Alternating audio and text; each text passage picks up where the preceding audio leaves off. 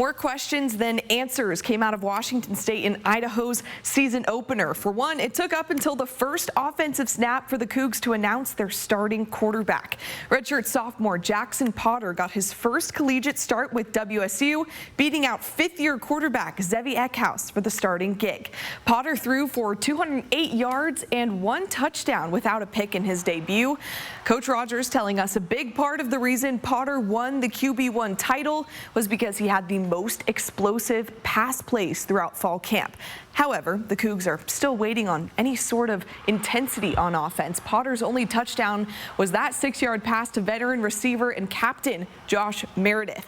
There were also major problems with the offensive line and the run game on Saturday.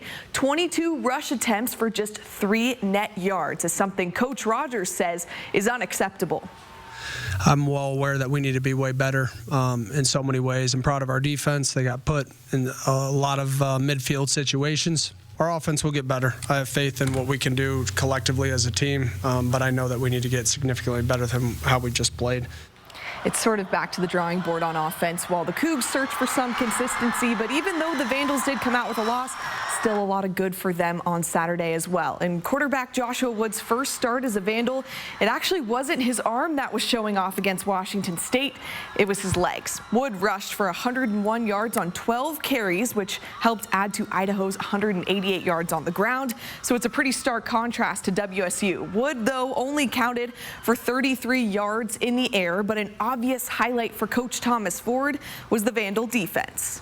Anytime you can hold an offense that has a philosophy of running the football to 3 yards, you feel really good about where you're at defensively.